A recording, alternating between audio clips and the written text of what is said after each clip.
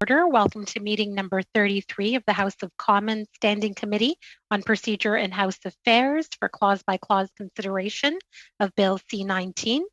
The meeting will be webcast on the House of Commons website. Today's meeting is taking place in hybrid format pursuant to the House Order of January 25th, 2021, and therefore members can attend either in person or remotely using the Zoom application. I'd just like to take this opportunity to remind everyone that taking screenshots or taking photos of your screen is prohibited.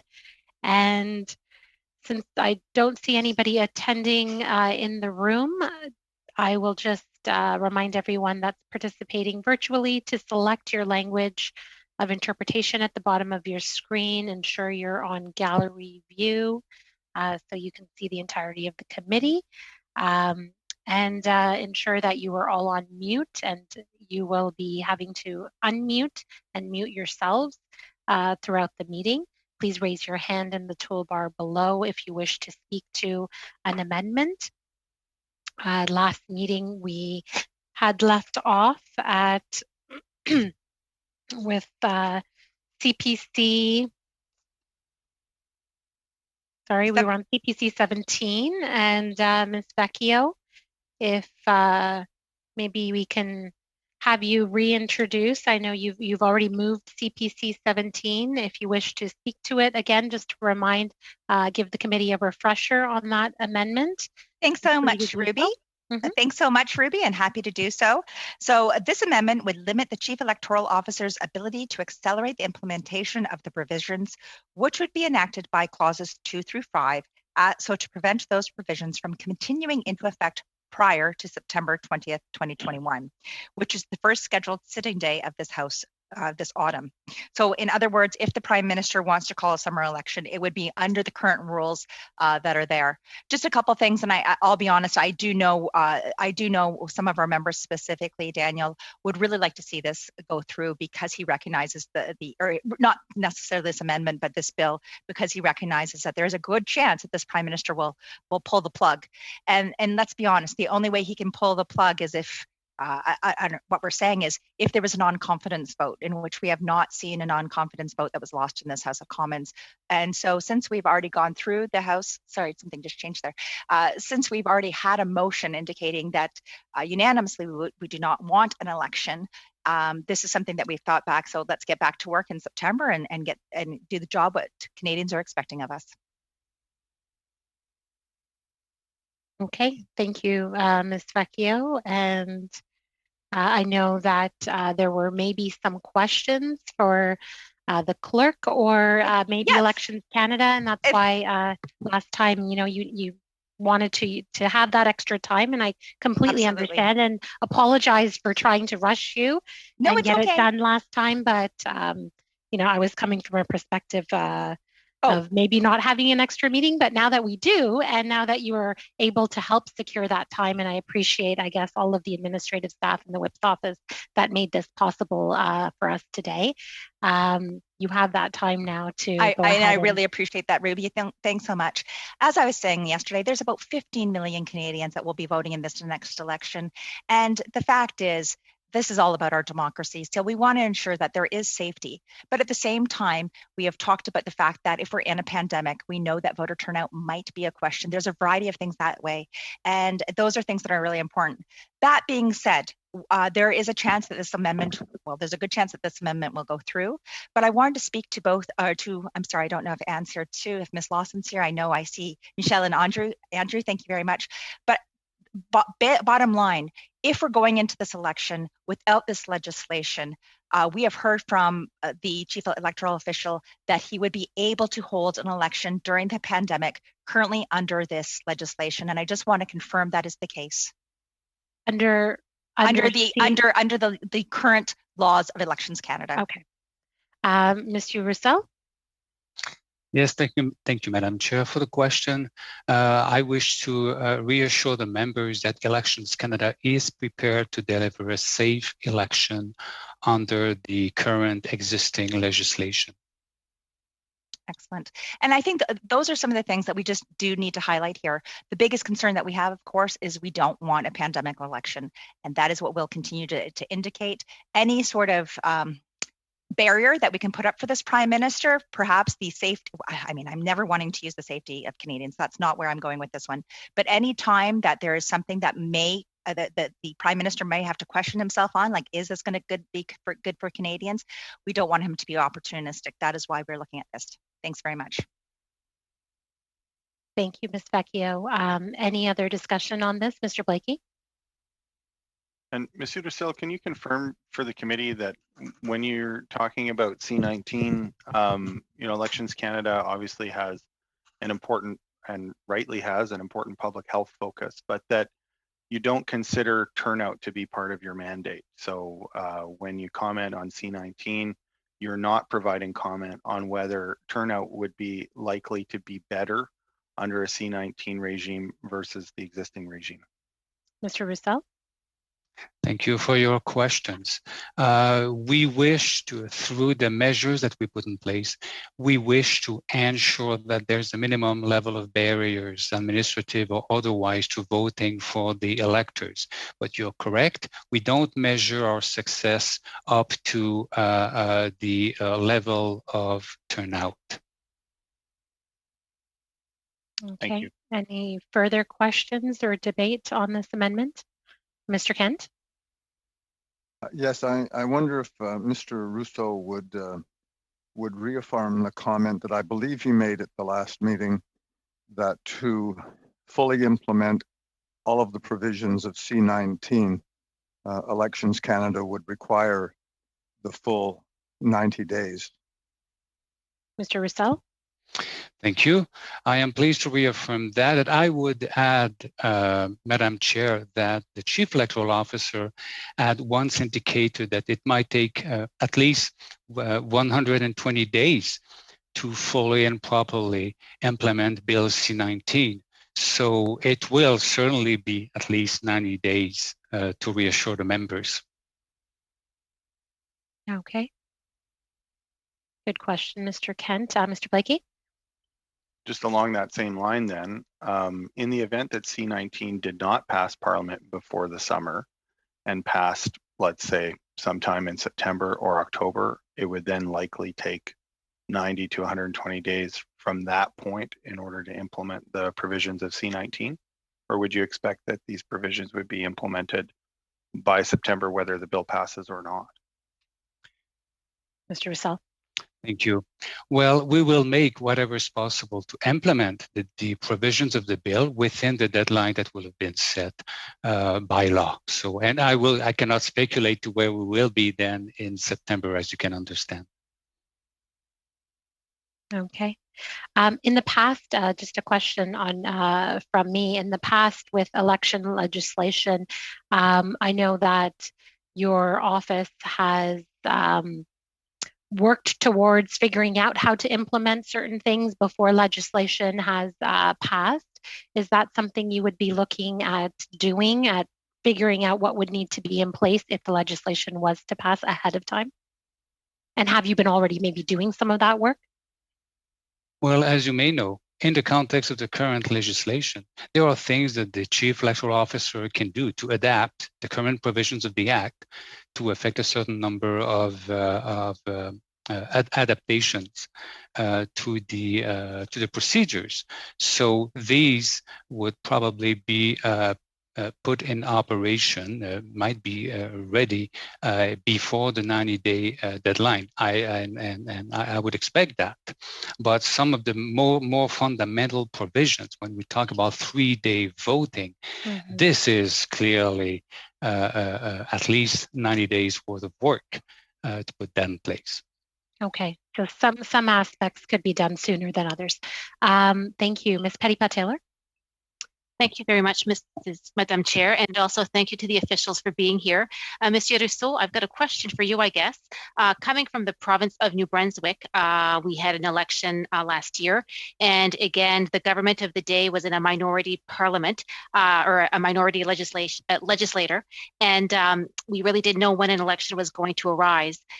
And having spoken to the Chief New Brunswick electoral officer, of course, they've indicated that they had to be ready at any time for a potentially election, regardless if it was a pandemic or not.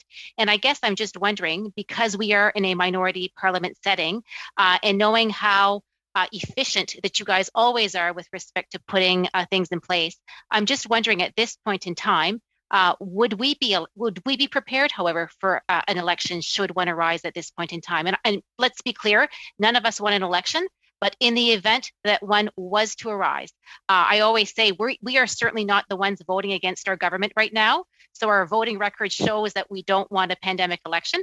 However, just wondering, would we be prepared if one was to arise?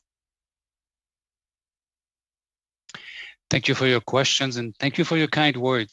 I wish to reassure you, we would be prepared to hold an election should one happen. Thank you, Mr. Roussel. Any further questions or debate? Oh, Ms. Petty-Pateller? I guess just to qualify that, you could run an election. Could we have an election run safely is my question for the record. Yes, we would have an election run safely. We are prepared for that. Thank you very much. Mr. Turnbull? Just wanted to also clarify that that there are powers, the adaptation powers and measures around long-term care come into effect upon royal assent for C19. And I know that those must be extremely important for moving forward. And I know this amendment doesn't explicitly deal with that, but the challenge I have with this amendment is it seems to go contrary to the CEO's ability to actually prepare for an election, which is the whole intent of this legislation is to be as prepared as possible for a pandemic, context election, should one arise. So that's my challenge with this. So I'm just wondering, how important is it, and maybe I'll ask Mr. Roussel, how important is it to have those powers in place immediately? And I guess the other part of my question is just whether my understanding is you don't have to wait 3 months. If you can make things happen sooner, you would do that, would you not? I mean, I think it's incumbent upon Elections Canada within their mandate to be ready at any time to do this as quickly as possible. So doesn't this timeline of putting this into the bill, it seems very, very counter to the intentions of the bill. It seems counter to even the mandate of Elections Canada. Would you not agree? Mr. Roussel?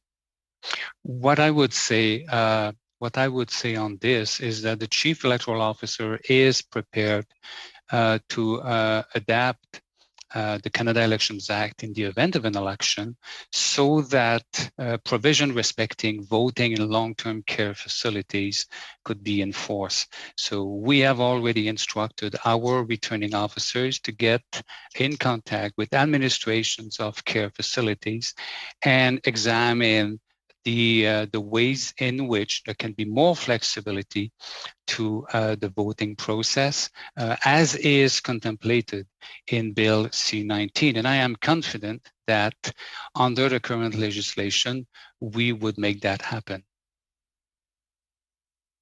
Okay, thank you. Mr. Turnbull. Sorry, I have to just clarify though that this amendment makes it so that you can't do certain things until after September 20th, is my understanding. So you're saying both that you're in process of doing things to get ready now, and also that the added powers and amendments to the Elections Act within C19 are enabling you to do those things. If an election were to arise at a point before September 20th, you, I guess, would have your hands tied because you wouldn't actually be able to do certain things until that time. Is that right? Go ahead, Mr. Roussel. On this one, perhaps Madame Lawson might answer better than me on this. Okay, Miss Lawson. Yeah, thank you. Thank you, Madam Chair. As was pointed out, there are certain provisions of the Canada Elections Act that come into effect on royal assent, and one of those would be around specific measures in the Act that would permit the CEO to take certain actions with respect to long-term care, and another one would be the gentle expansion, if you like, of the adaptation power that would allow the CEO to take certain adaptations to protect the health and safety of electors.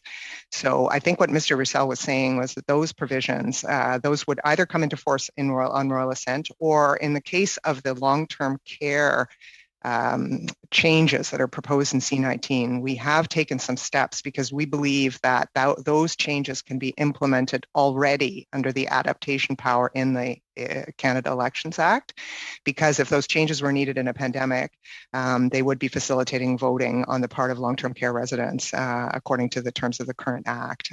So we have taken some steps to make those opportunities, discuss those opportunities in the field in order to be able to deliver them in an election without C19 being in force. So that's one piece. The other part that Mr. Roussel was talking about, which the CEO has also talked about, has to do in particular with the 3-day voting, but there are other aspects as well, which would only come into force after 90 days, and rightly so, because we would need the 90 days to bring those provisions into force. So we would not expect to be able to deliver 3-day voting in any election that took place before the 90 days had expired. I hope that's helpful.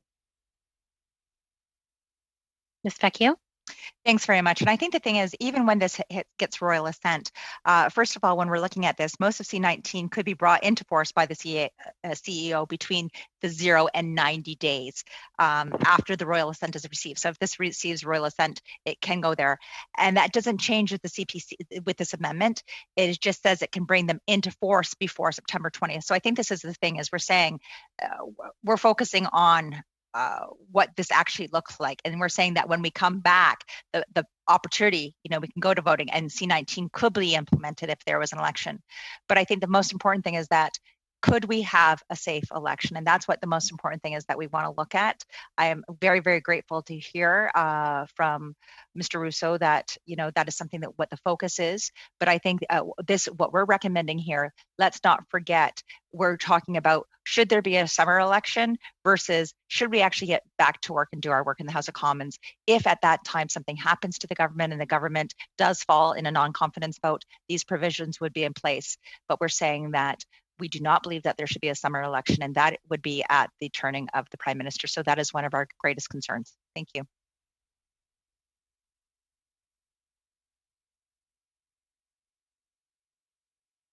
So, thank you, Ms.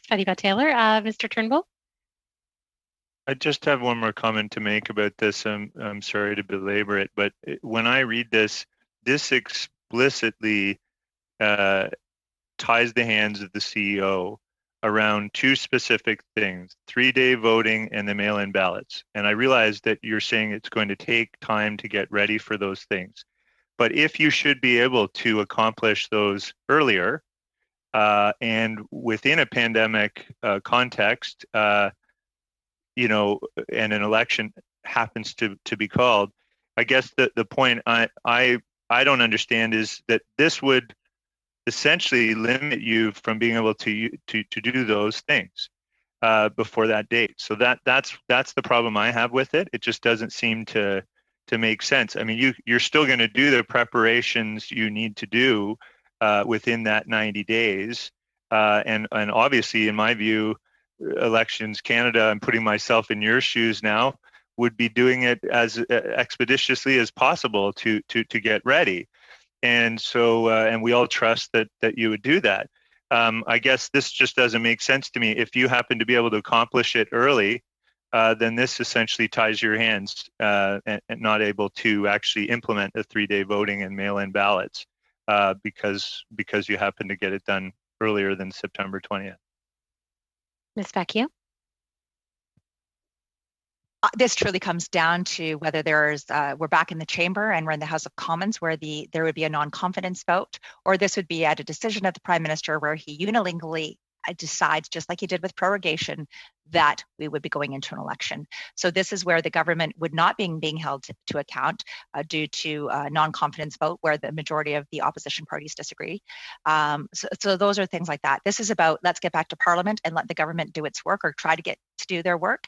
But this is just the situation. It's saying we do not need a summer election, and the only person that can call it, because none of us will be able to go to the Governor General after Wednesday, the 23rd of June, would be that of the Prime Minister. He would be the only one who would trigger an election. And I think that's what's extremely important here. Okay. All right. Okay, that was CPC 17. Shall CPC 17 carry? Recorded vote, please. Okay. Recorded vote, Mr. Clerk. Madam Chair, the question is on Amendment CPC 17. Dr. Duncan. No. Madame Petitpas-Taylor. No. Mr. Turnbull. No. Monsieur Lauzon. No. Mr. Long. No. Ms. Vecchio. Yes. Mr. Kent. Yes. Mr. Barrett. Yay. Mr. Tucker. Yes. Monsieur Terrien. No. Mr. Blakey. Nay. Madam Chair, Amendment CPC 17 defeated. Okay.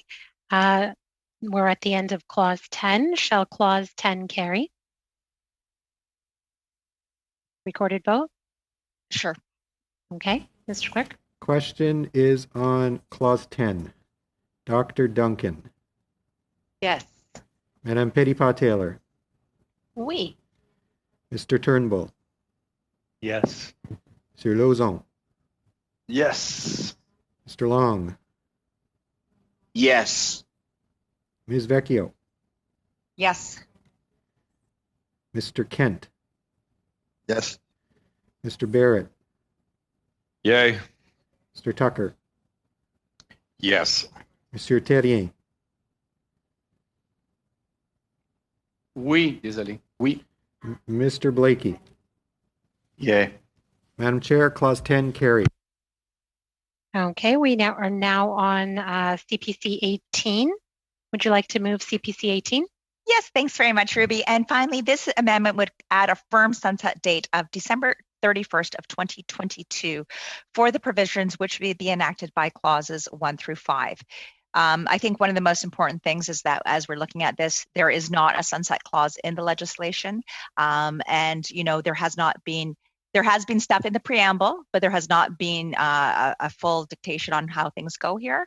There needs to be something that we can fall back on, and perhaps, let's say we go in the 5th, the 6th. That's not what we're expecting here in Canada, but we do need to have an end date to this. This gives it lots of time, a year and a half to be able to be in effect.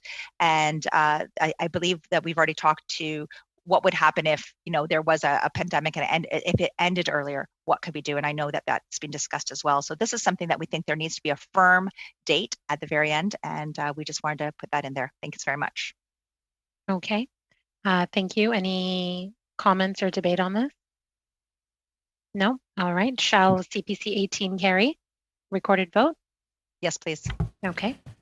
The question is on Amendment CPC 18. Dr. Duncan. No. Madame Petitpas-Taylor. No. Mr. Turnbull. No. Monsieur Lauzon. No. Mr. Long. No. Ms. Vecchio. Yes. Mr. Kent. Yes. Mr. Barrett. Yay. Mr. Tucker. Yes. Monsieur Terrien. No. Mr. Blakey. No. Madam Chair, CPC Amendment 18 defeated. Okay. Shall Clause 11 carry? Can we have a recorded vote, I guess? Question is on Clause 11. Dr. Duncan. Yes. Madame Petitpas-Taylor. Oui. Mr. Turnbull. Yes. Monsieur Lauzon. Sir Lauzon? Yes. Merci. Mr. Long? Yes. Ms. Vecchio? Yes. Mr. Kent? Yes. Mr. Barrett? Yay. Mr. Tucker? Yes. Monsieur Terrien? Oui. Mr. Blakey? Yes. Madam Chair, Clause 11 carries. Okay. The next question to pose is, shall the title of the bill carry? Would you like a recorded vote on that, or are you okay with the original title? Yep. All right. I think there's consensus to keep the title. Carried. All right. Next question, shall the bill carry as amended? Yep. There is consensus on that as well, Mr. Clerk. Is that good enough, or would you require a recorded vote for that? Why don't we do a recorded vote and then it's happy joyful, and it'll take 10 seconds if that's okay. Yeah. Okay. The question is... Shall the bill as amended carry? Sorry, Mr. Clerk, no, go ahead. No problem at all. Dr. Duncan? Yes. Madame Petitpas-Taylor? Oui. Mr. Turnbull? Yes. Sir Lauzon? Yes. Mr. Long? Yes. Ms. Vecchio? Yes. Mr. Kent? Yes. Mr. Barrett? Yay. Mr. Tucker? Yes. Monsieur Terrien? Oui. Mr. Blakey? Yes. Madam Chair, the bill as amended carries. Thank you very much. I appreciate everyone's cooperation. Shall the chair report the bill as amended to the House? Yes. Okay, there's consensus on that. Thank you. Shall the committee order a reprint of the bill as amended for the use of the House at report stage? Yes. Okay. The committee agrees to that. All right. We've completed our study of Bill C-19, and it will be reported back to the House at the earliest possible. So I'll work with the team at the legislative clerk and his team to figure out how long it will take to have a reprint of this bill. It all depends on, the amount of amendments that we have now passed, and so the more amendments, the longer it could sometimes take. But hopefully, I'll be in a position to report it back on Monday or Tuesday. So we'll see. Thank you, Mr. Mela, for being here and helping us through this process. Okay, Mr. Blakey. Thank you, Madam Chair. And maybe I could just start by offering some congratulations to you and to the committee, and a big thank you to all of the staff who have made this happen. In the final analysis, the timeline was very tight, and it wasn't clear we were going to get there. And there's a fair bit of blame to go around on that. I won't belabor that point, Madam Chair. I think anyone who's interested in that question can look at the record, and there's many comments by many people to that effect. But I did want to take the opportunity to recall what I thought was an important committee and discussion that took place in the last Parliament around changes to our electoral system, changes that haven't been made. We continue to have a first past the post voting system here in Canada. And frankly, I think we're witnessing some of the damage that system can do. I mean, here we sit, we've just finally dispensed a committee with a pandemic election bill in the context of a lot of speculation about an election. And of course, the government has denied that that's what they want, but the Prime Minister also refuses to say that he won't call one during the summer. And so the country is left wondering whether or not we'll be plunged into an election. And why is that? Because we have a voting system under which a political party that's riding around 40% in the polls can hope to squeeze out a majority government. If we had a more proportionate voting system, then you then you wouldn't have a governing party in the position of believing that it might get a majority with 40% of the vote, and that would likely mean that we wouldn't be facing the same kind of election speculation that we have been and that has been dominating Parliament in the last number of weeks. As I say, I hope it's much ado about nothing. I hope it comes to naught, and then we don't have an election during the pandemic. But I am proud of the work that the NDP has done to try and prepare the country for that eventuality in the case that the Prime Minister chooses not to do the right thing. In any event, what I'm trying to say, Madam Chair, is that the fact of our voting system is actually contributing to this anxiety and all of the dysfunction, frankly, that I think election speculation has been causing in Parliament and elsewhere in government.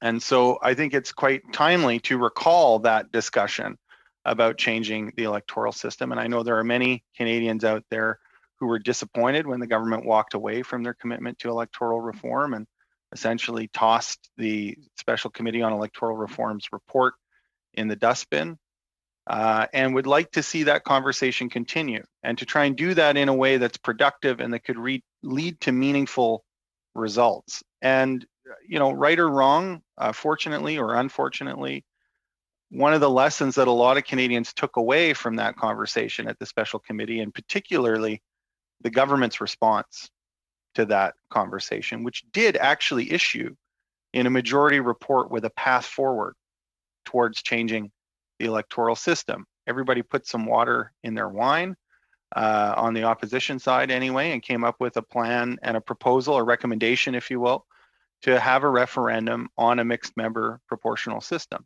And so even though it was a majority parliament, at the NDP's suggestion, that committee was not a majority Liberal committee.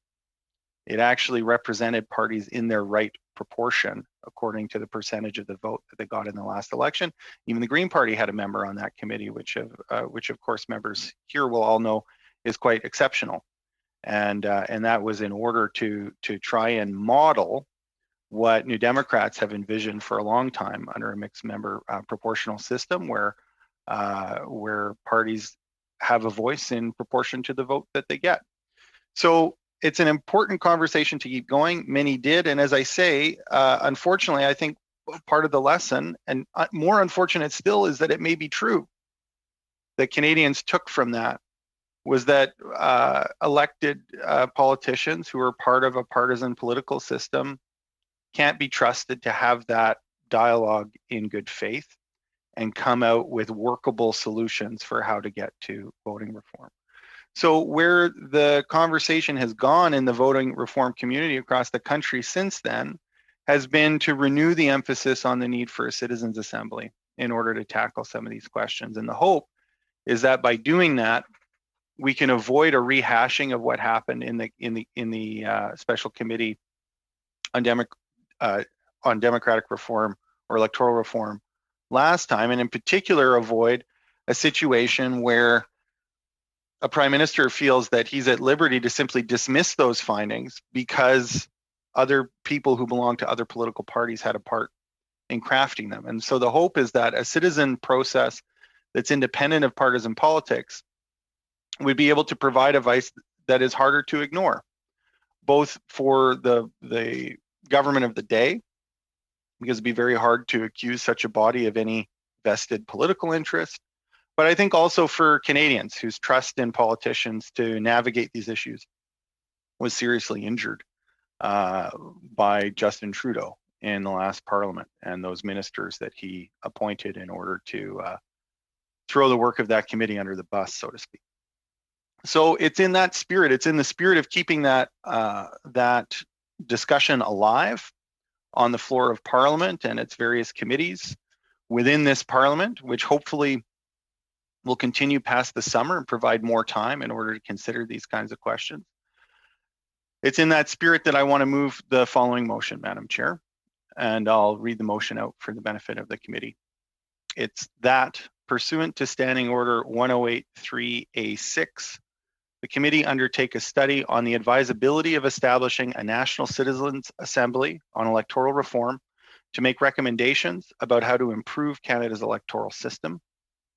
including the question of how Canadians elect members of Parliament and how the makeup of Parliament reflects the votes cast by Canadians, that the committee's study shall include an examination of A, the terms of reference for such an assembly, B, the composition of such an assembly, C, timeline for the completion of such an assembly's work, D, Monsieur Terrien, vous êtes toujours pas en sourdine. Mr. Terrien, you're not on mute. Shall I take it from the top? If you feel your presentation has been disrupted, that's fine. That's all right. I'm sure those maybe listening actually now that we have been interrupted, I figured you were going to move your motion, which has been put on notice for some time. Maybe I could just take a second to allow our witnesses to clear. I'm sure they have other business to attend to, so I'd like to thank the whole team, Mr. Rousseau, the whole team from Elections Canada. You guys are always doing an amazing job for us and improving our electoral system every step of the way. And I know that Canadians and parliamentarians have a lot of faith in you and a lot of faith in our process. Mr. Mela, thank you so much. They have just informed me that the reprint should be ready to be tabled on Monday. So I think that is fantastic. They're probably going to have to work maybe throughout the weekend to make that happen as well. So thank you for that. And of course, to PCO, Ms. Paquette, thank you for being here to answer our technical questions on the legislation. But as far as the committee meeting goes, I think at this point, you're all free to go since we are moving on to another matter. Thank you.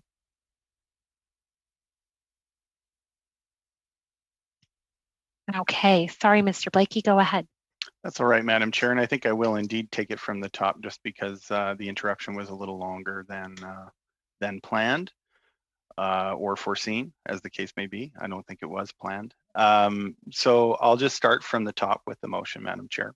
And the motion is that pursuant to Standing Order 108.3A6, the committee undertake a study on the advisability of establishing a National Citizens Assembly on electoral reform to make recommendations about how to improve Canada's electoral system, including the question of how Canadians elect members of Parliament and how the makeup of Parliament reflects the votes cast by Canadians.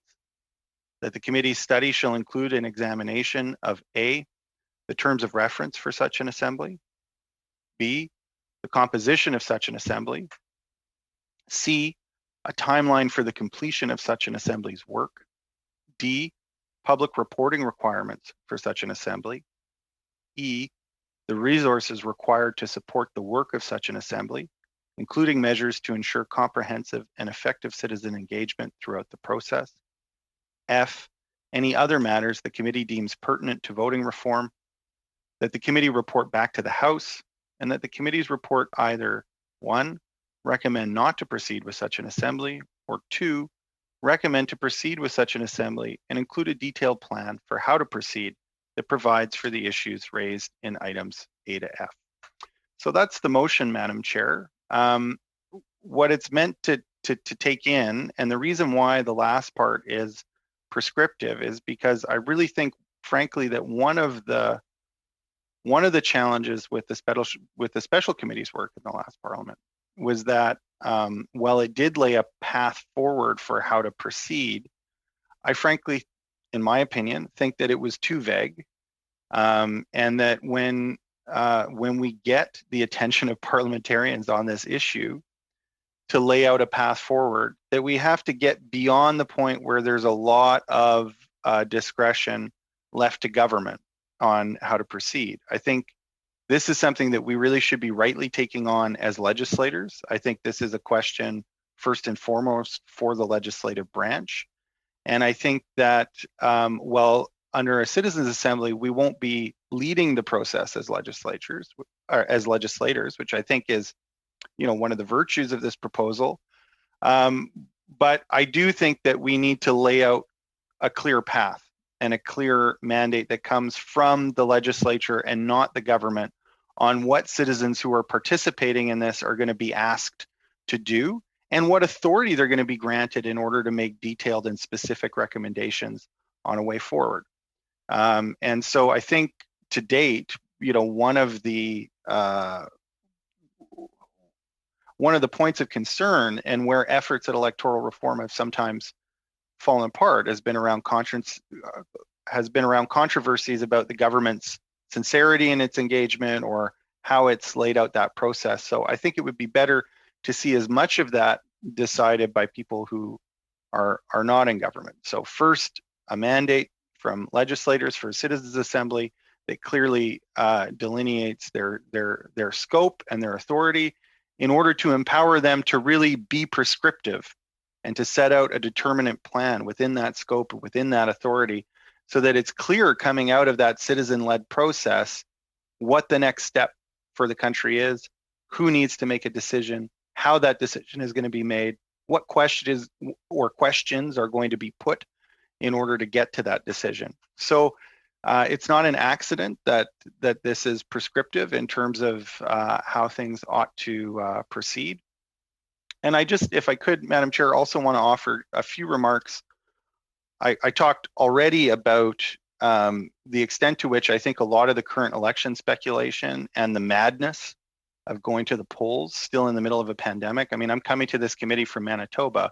We're in serious lockdown. We still have some of the highest numbers in North America. For like to be hearing about the fact that we might be going into an election right now is just it's insulting, frankly. It's reminiscent of when Jean Chrétien called an election during the 1997 flood.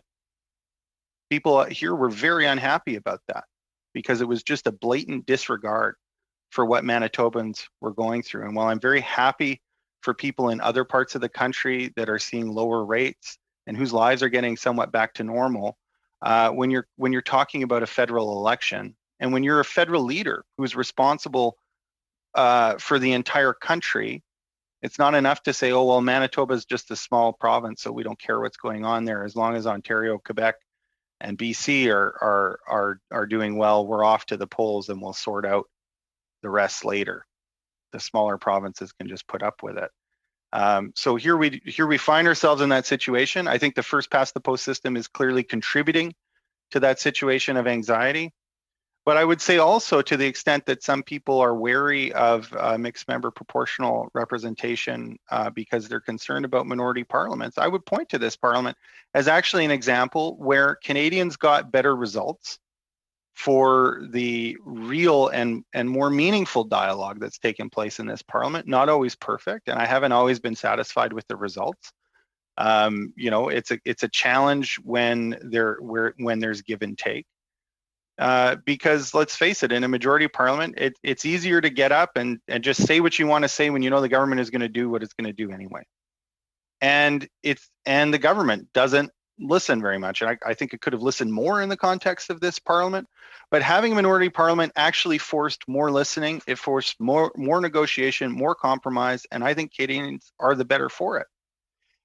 And I would say to those in this debate that have often said, oh, we need majority governments because they're strong and they're decisive, I would say that this minority parliament has put paid to those concerns, because in the face of a once-in-a-lifetime public health crisis that was not only challenging for Canadians in their day-to-day life, but also challenging for Parliament in the very mechanics of how it works, right? So it's one thing to have a crisis and still be able to assemble in the chamber. It's still difficult to make the right decisions, do it in the right way, do it in a timely way. But we had the added factor of Parliament not being able to meet in its normal way. And even in the face of that serious challenge and the administrative and logistical challenges of having a Parliament meet virtually, we were able to rise to the occasion. And as I say, there are aspects of the response I wish had been different or could have been better. But I know that we got a better response because I was part of the NDP negotiating team that leveraged real results out of the government that they would not have done on their own. And if we had had a majority government, Canadians would not have been as good served. And if a minority parliament can generate those kinds of results and that kind of steady leadership in the context of a global pandemic, surely to God, it can do it in normal times too.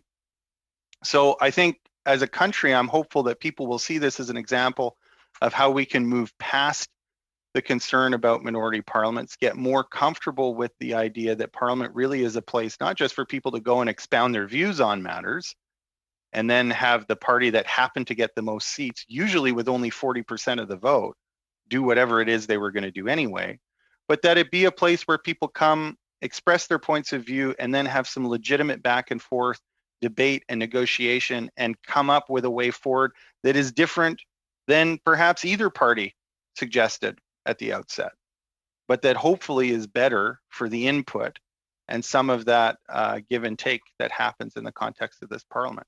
So I think, quite apart, there may be people who say, well, electoral reform, that's the last thing you need to think about during a pandemic. And certainly there are some pressing concerns, but I think the pandemic has shown how that background infrastructure of a first past the post system can make things far more challenging, as it has in the case of this summer and the speculation about a possible election while things are still not great. And it's also on the positive side shown just how well minority parliaments can work. And I think that ought to give Canadians cause to think hard about what kind of voting system they want, what kind of change is possible, and how well things can work if we adopt some of the practices that aren't, new and theoretical. They're being practiced elsewhere. Well-functioning democracies have other ways of voting. The first past the post system is only one way of doing it. It's not a particularly good way of doing it, and it's a way of doing it designed for a two-party system, which is not what Canada has. So I think it's about time that Canada had a voting system that was well adapted to the actual political preferences of Canadians and to the political practices of our elections and of our parliament. So that's why I'm excited about this motion. I'm really glad to have worked collaboratively with Fair Vote Canada in order to design this motion. And I look forward to, I hope, a good proposal for how we can have a truly citizen-led process that engages Canadians and brings us to the point where we can move beyond the first past the post system to something that will serve Canadians better. Thank you very much, Madam Chair. Sure, Mr. Blakey, thank you for that. Mr. Turnbull?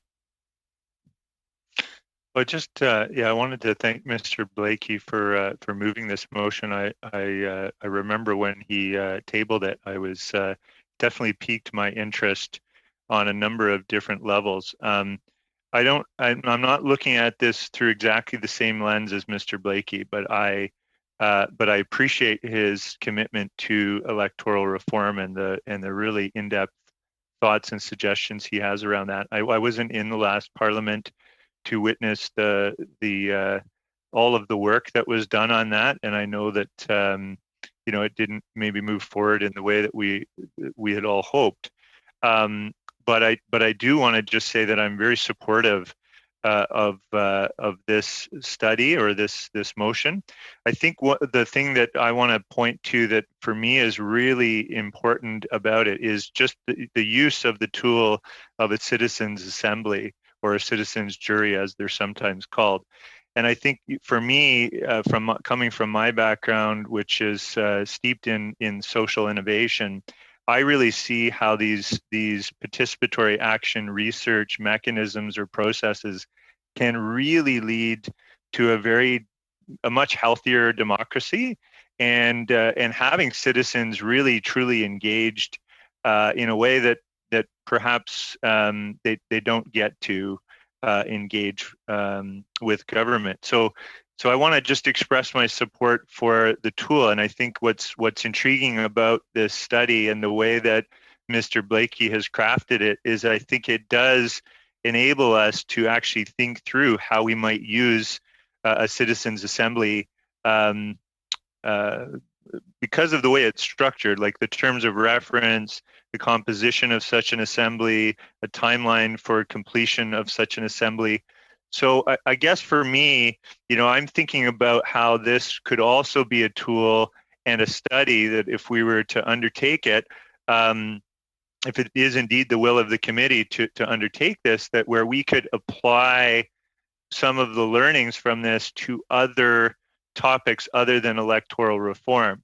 So I guess where I'm kind of looking at this is, so not to take out that aspect of it, but I wondered if Mr. Blakey would be at all supportive or considerate friendly to slightly broaden the language so that we can get the most out of it. I mean, so that's one of my thoughts is to have it also at least be open to looking at the use of citizen assemblies on other persistent social issues. I mean, there's ones that come to mind for me that are particularly important, and I know citizens assemblies have been used within Ontario, for example, on the local health integration networks in the past. It was a tool that was used. They've been used for various purposes, and I think it's a really exciting opportunity to look through that lens and say, how can we do things a bit differently, get citizens truly engaged in a process, and innovate new policy solutions, et cetera. So I'm excited by that prospect. I'm really supportive of the motion overall. I would just ask if Mr. Blakey wouldn't mind giving me his thoughts on whether he would be willing and open to perhaps a friendly amendment that might just slightly broaden it so that we could get even more out of it. The only other thought that I have related to this is obviously we're coming to the end of our session. So our timeline is short. How do we really get started on something like this, which is you know, I can't foresee us doing this throughout the summer. That's not my sense. But in terms of how do we get the most use out of what we have left in terms of our time before next Wednesday? So just wondered your thoughts on that. Maybe we can hear from Ms. Vecchio as well, and then if Mr. Blakey needs to respond, he can do to both. Yes, and thank you very much. And Danielle, thank you very much for putting forward this motion. I know since we've started this PROC committee, we have not actually had a lot of opportunity to discuss motions. I think I took the floor on 2 motions where I apologize, Daniel. None of yours got forward because we had filibusters. So I'm sorry, Daniel, that we haven't been able to discuss other things. But I also look at this committee meeting today and just recognize that we came here for special business. I appreciate all of the work that we're doing. And I think that returning to this great discussion would be best for Tuesday. I don't want to send a dilatory motion right now, but at the same time, I kind of do and say, let's get back to this on Tuesday because I think this is the first opportunity we've been able to talk about it. So I'm sorry, Daniel, I'm going to ask if the meeting can be adjourned just for the day and we get back to this on Tuesday. Thank you. Just a quick point of clarification on that, Madam Chair, before we have the vote. I recognize it's a dilatory motion and I won't be debating it. It's middle dilatory. It's kind of elbow you dilatory. But I want to know Okay. if the meeting does adjourn in this fashion, does that mean we'll come back on this topic at the beginning of the next meeting? Yeah, if you've moved it, it seems like there's some will there. A lot of thumbs up you're seeing from fellow members. Okay, vote to adjourn. Madam Chair, the question is on a motion to adjourn the committee. Dr. Duncan. Yes. Madame Petitpas-Taylor. Yes. Mr. Turnbull. Yes. Monsieur Lauzon. Oui. Mr. Long. Yes. Ms. Vecchio. Yes.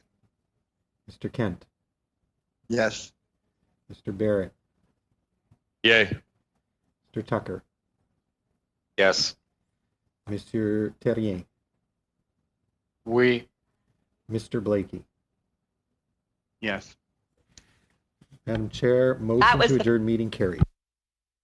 With Ruby, I know we're Madam adjourning, Chair, but I've never seen an adjournment so nice in the last number of months. How happy, We're- joyful.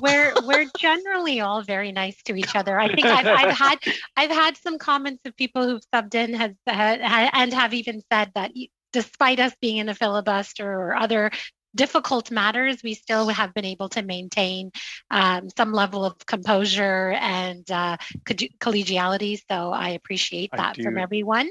If I could, Madam Chair, I just want to offer apologies to Mr. Barrett and Tucker, who I'm sure subbed in today anticipating a longer and joyful conversation about electoral reform. Well, I know I will enjoy Perhaps this they'll, on perhaps come they'll back visit us for it. again on Tuesday. I will I'll come back if asked. I will sure, be anytime. enjoying this on Tuesday. I'm probably the one member here that was on the Electoral Reform Committee. So for me, this will be somewhat of a flashback as well. But I'm happy to have had that experience. So we will adjourn for today and we'll see you all back on Tuesday. Thank Great you. work, everybody. Great weekend.